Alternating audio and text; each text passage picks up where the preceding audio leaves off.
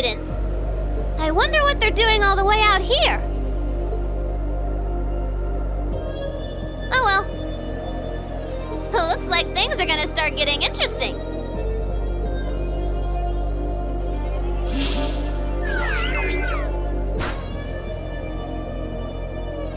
Okay, let's get this mission started! Sheesh. Gramps and the others can be so unreasonable sometimes.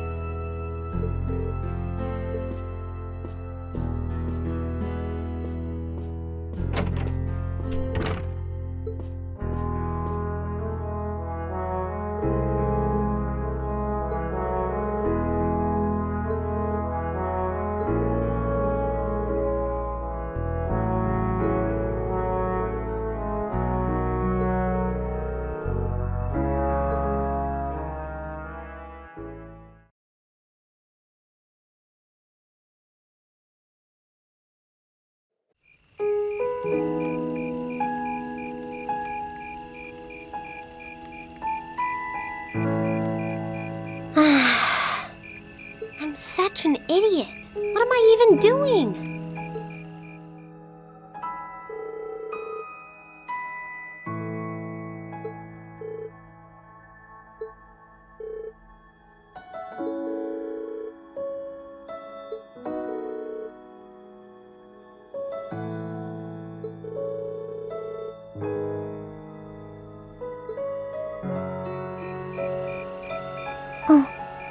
Alisa?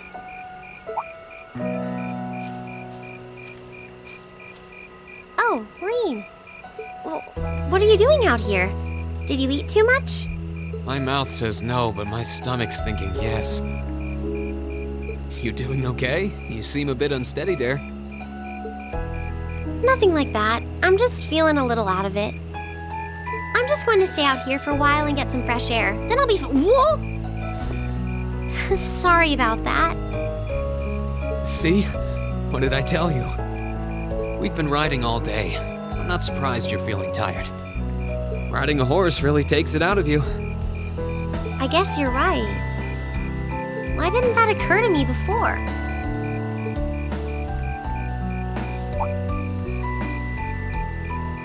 Hey, Alisa, look up at the sky. Huh? Oh, wow! You know, I didn't even notice it last night because we turned in so early. But now that we know, if you're out here to get some air, better to take in the starlight than look at the ground, right? You're right.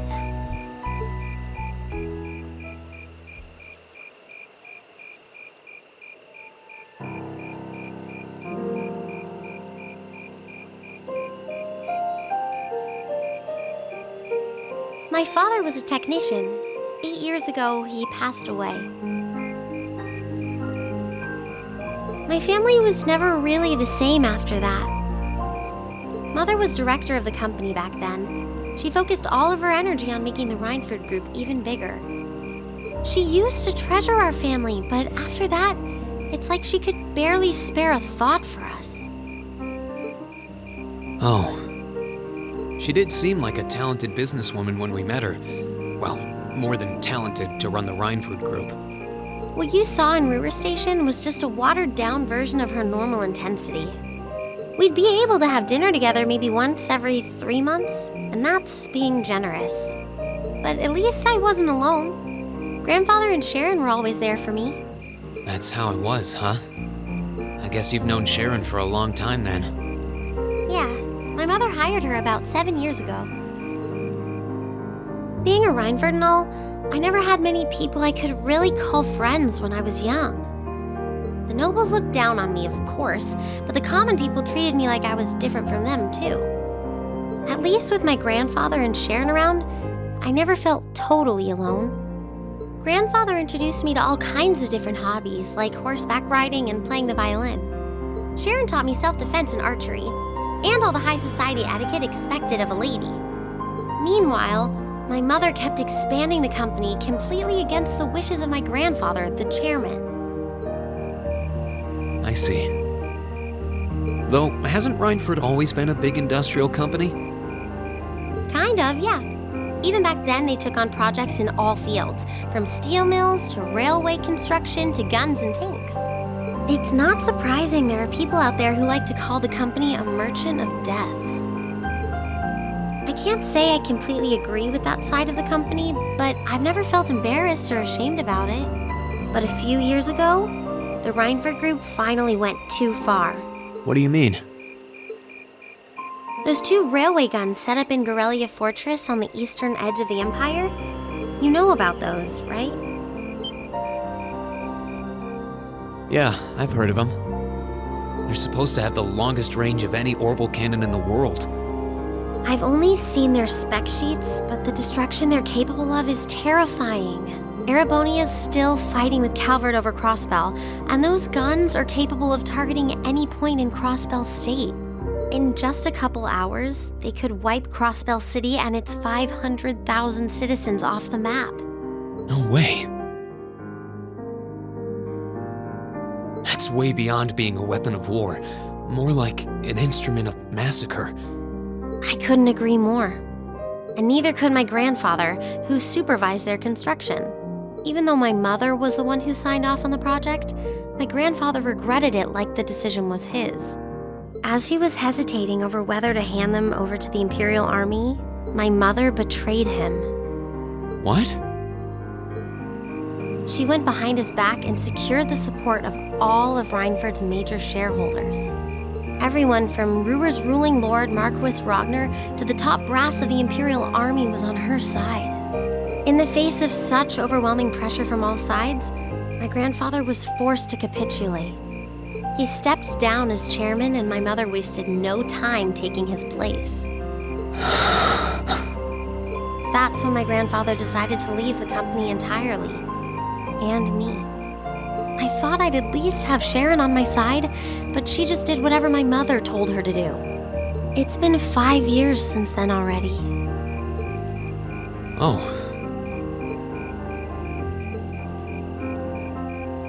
I think I get it now. why she gets under your skin, I mean. It's not so much what your mother did, but how it ended up tearing your family apart.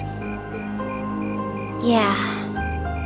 I couldn't believe my mother would betray her own father. I couldn't believe grandfather would take it without fighting back. I couldn't believe Sharon, who'd always supported me, watched it all happen without a word of protest. It really drove it home to me, how big the Rhineford group was now, and how small I was. I hated realizing it had become so large that corporate interests were stronger than family ties. Looking back, I guess that's when I decided I'd leave home and enroll in the academy.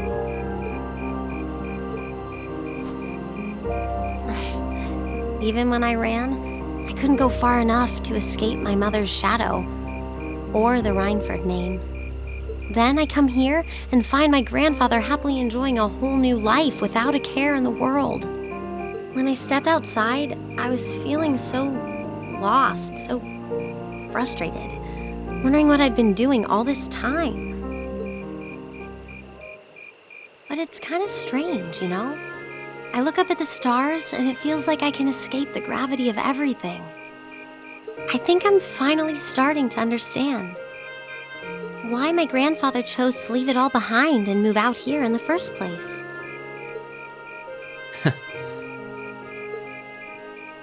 You really are strong, Alisa.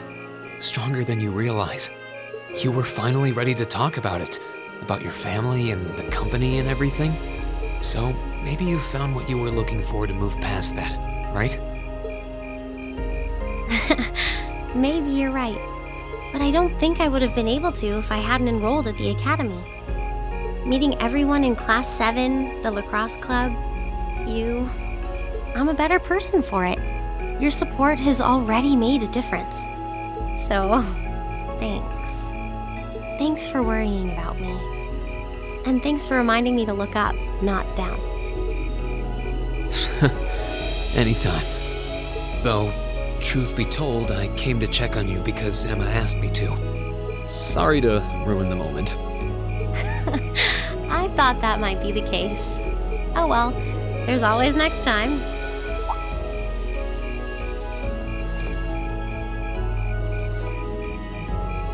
It's kind of strange to hear you tell me I'm strong, because I could say the same thing about you.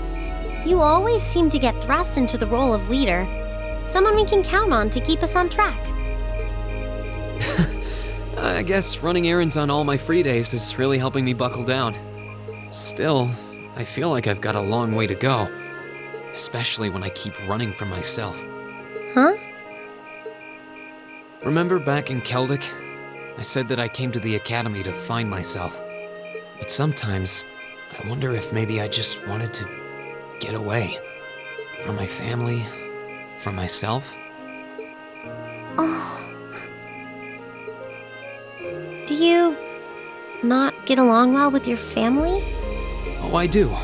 I'm not their real son, but my parents always loved me like I was.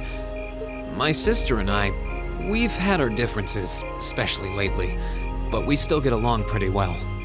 No, the problem's just with me. Reen.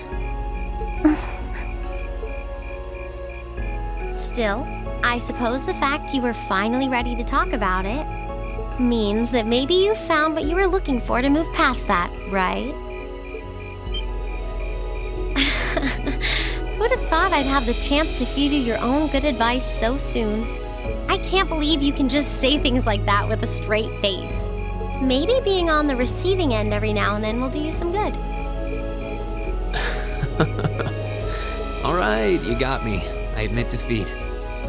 But yeah, I guess I'm starting to figure things out, in my own way. Maybe enrolling at Thor's was the first thing I'd done right in a long time. I ended up in Class 7. And now, all of us are out here like this, spending time together. Yeah, I like that. I hope the things we learned during our field studies can help us all make a difference in the world. So, wait, all of us?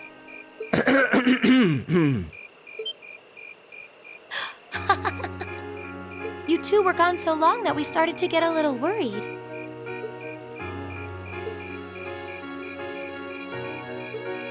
go away! How long have you been listening? Still, I suppose the fact that you were finally ready to talk about it means that maybe you found what you were looking for to move past that, right? Stop! Green, he was the one who said it first. I was just repeating it back to him. Oh, Lisa, there's nothing to be embarrassed about. Honestly, you touched my heart. I apologize for eavesdropping on you, but at the same time, I'm kind of glad I did. How did I end up in the middle of this anyway? Fine, if that's how you want to play it. None of you are getting any sleep until you've shared all your most embarrassing secrets. What? I don't... You wish. Seems like you did well. Honestly, I feel like she helped me more than I helped her. Hey, guys?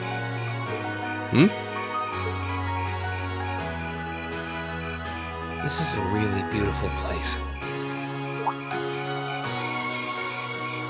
Yeah, ain't it?